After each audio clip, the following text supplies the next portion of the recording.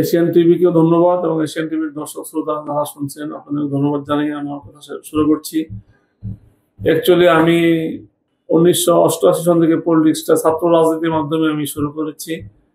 প্রায় 37-38 বছর হয়ে গেছে আমার রাজনৈতিক জীবন। 90 সনে ছাত্র দলের এই এলাকার সভাপতি ছিলাম। তখন ছিল হরিরামপুর ইউনিয়ন। হরিরামপুর ইউনিয়নটা ভেঙে দুইটা থানা হয়েছে, উত্তরা পশ্চিম থানা এবং তুরাগ থানা। আমি দীর্ঘদিন এই হরিরামপুর ইউনিয়নের ছাত্র দলের সভাপতি ছিলাম। পরবর্তীতে ঢাকা মহানগর উত্তরের যে অন্তর্গত বৃহত্তর উত্তরা থানার ছাত্র বিষয়ক সম্পাদক দায়িত্ব পেয়েছিলাম আমি 98-99 সনে। তারপরে বৃহত্তর উত্তরা থানা বিএনপির সহসাধারণ সম্পাদক হিসাবে দায়িত্ব পালন করেছি। বৃহত্তর উত্তরা থানা বিএনপির যুগ্ম আহ্বায়ক হিসেবে দায়িত্ব পালন করেছি।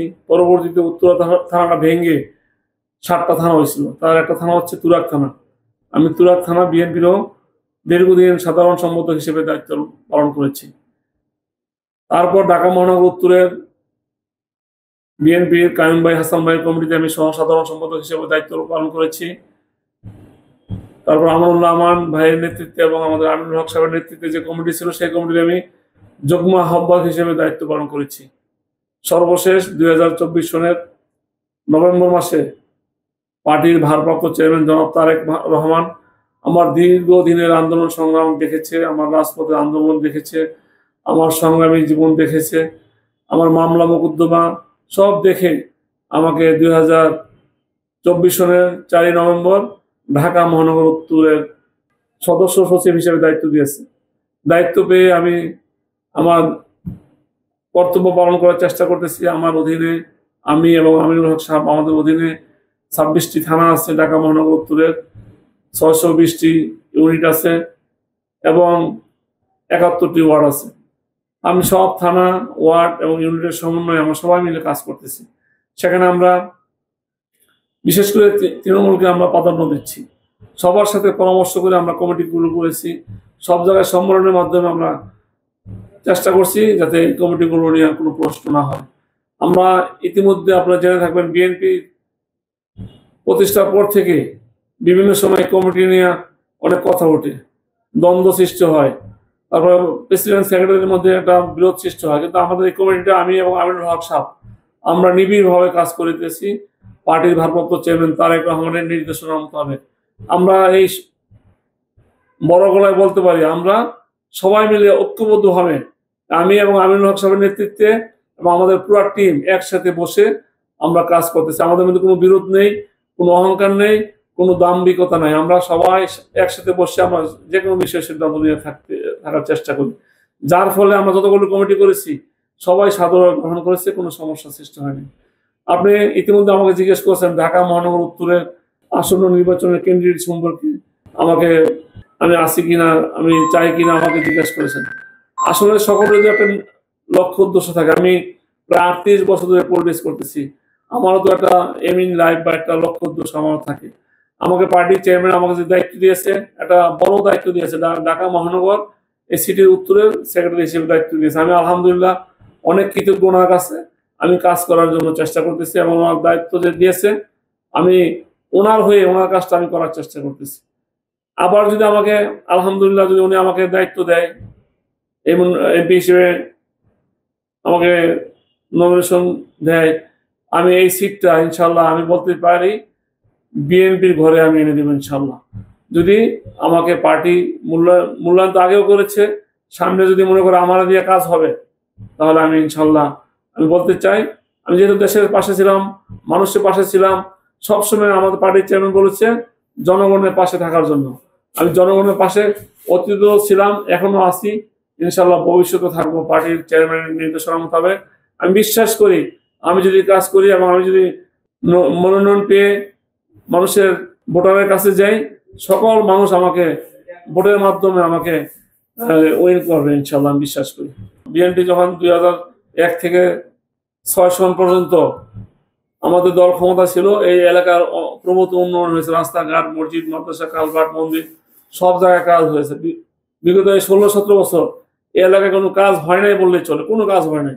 যা হয়েছে তাদের ব্যক্তির উন্নয়ন হয়েছে, আওয়ামী লীগের শেখ হাসিনার পরিবারের, তাদের নেতাকর্মীদের উন্নয়ন হয়েছে, কিন্তু দেশের মানুষের ভাগ্যের কোনো উন্নয়ন হয়নি। একটা রাস্তাঘাটও হয়নি।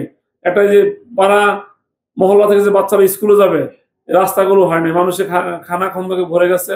স্কুলে যাওয়ার পথে অনেক সময় রিক্সা অ্যাক্সিডেন্ট হয়ে বাচ্চারা গার্জেন সহ নিচে পড়ে যায়। অনেক অবর্ণনীয় কষ্ট ভোগ করতে হয়েছিল মানুষের। তারপর গ্যাসের সমস্যা আছে, গ্যাস লাইন আছে, গ্যাস নাই, লাইনে গ্যাস নাই কিন্তু গ্যাস লাইন আছে। পানি আছে, পানি দুর্গন্ধযুক্ত পানি। বিভিন্ন জায়গায় দেখবেন আপনার খানা খন্দকে ভরে আছে। তারপরে এগুলো আমাদের দূর করা উচিত। এগুলো নাগরিক সুবিধাগুলো আমাদের নিশ্চিত করতে হবে।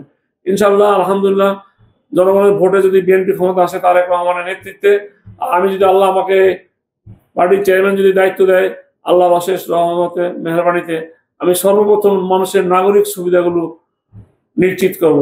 এই ড্রেনের সমস্যা, গ্যাসের লাইন আছে, গ্যাস নাই, পানি আছে, পানি গন্ধ দুর্গন্ধযুক্ত, রাস্তা আছে, রাস্তাগুলো ভাঙ্গাচুরা, এই নাগরিক সুবিধাগুলো আমি সর্বপ্রথম নিশ্চিত করবো। আর আপনি বলেছেন কিশোরগঞ্জ তো আমার জিরো টলারেন্স।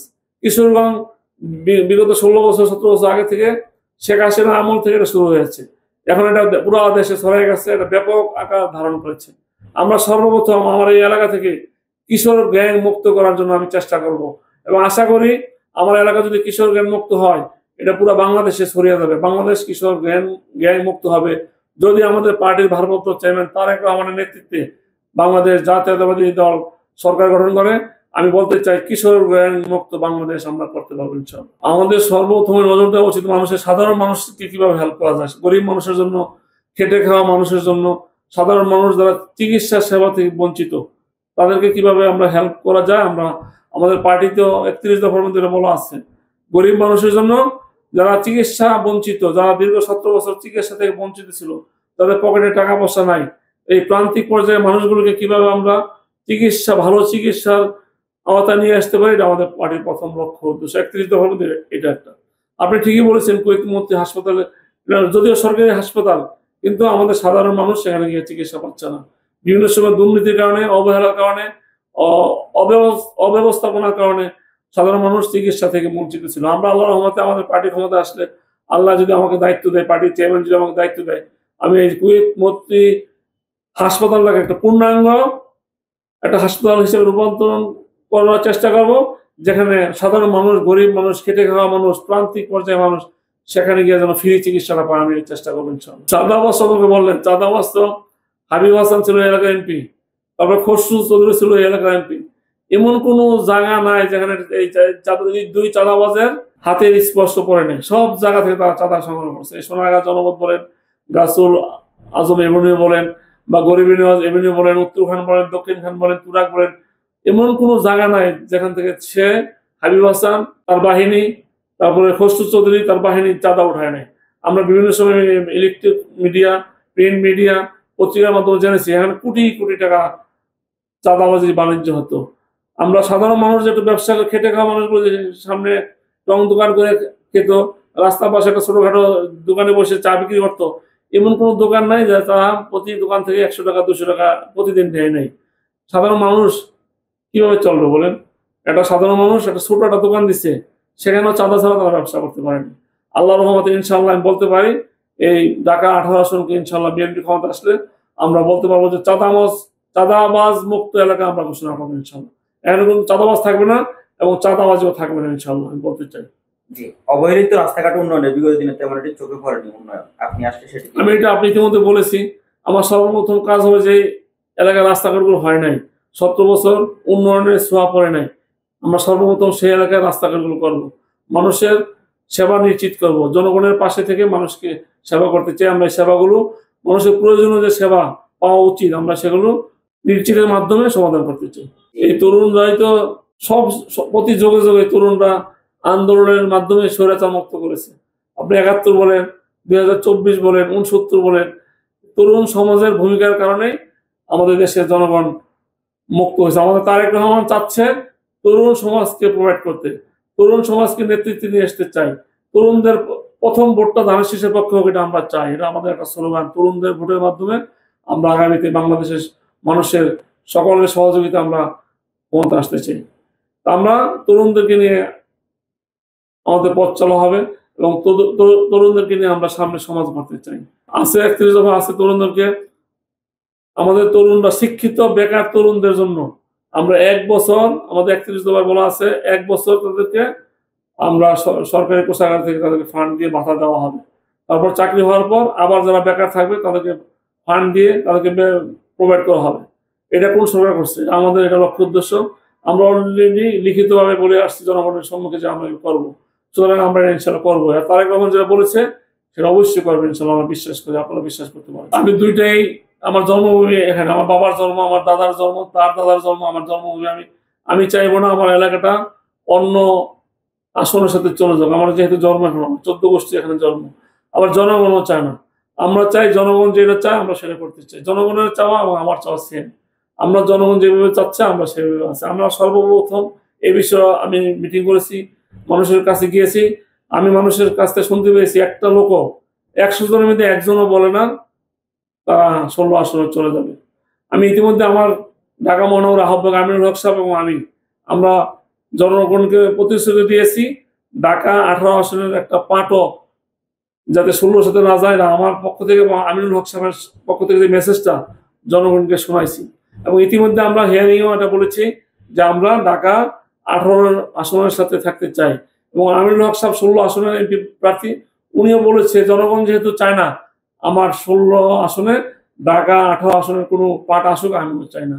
ইনশাল্লাহ আমরা বিশ্বাস করি জনগণ যেহেতু চায় না ঢাকা 18 আসনের যে 4টা ওয়ার্ডের কথা বলেছেন ঢাকা 18 আসনের সাথে থাকবে। যদি কোনো নির্বাচন কমিশন ভুল কাজ করে, আমার বিশ্বাস নির্বাচন কমিশন ভুল কাজ করবে না, তাহলে জনগণের বাইরে যদি তারা যায় জনগণ এটা প্রতিহত করবে। কিন্তু আমার বিশ্বাস নির্বাচন কমিশনের শুভ বুদ্ধির উদয় হয়েছে, তারা অচিরেই গ্যাজেটের মাধ্যমে জানাই দিবে যে ঢাকা 18 আসনের যে 4টা ওয়ার্ড 16 আসনে যাওয়ার গুঞ্জন শোনা যাচ্ছে সেটা হবে না, এটা তারা জানাই দেবে আমরা বিশ্বাস করি। আমাদের পার্টি যখন ক্ষমতা ছিল 2001 থেকে 2006 পর্যন্ত, খালেদা জিয়ার নেতৃত্বে যখন আমাদের সরকার ছিল, তখন আমাদের অসহায় গরিব মানুষের জন্য আমাদের একটা ছিল, ফান্ডই ছিল।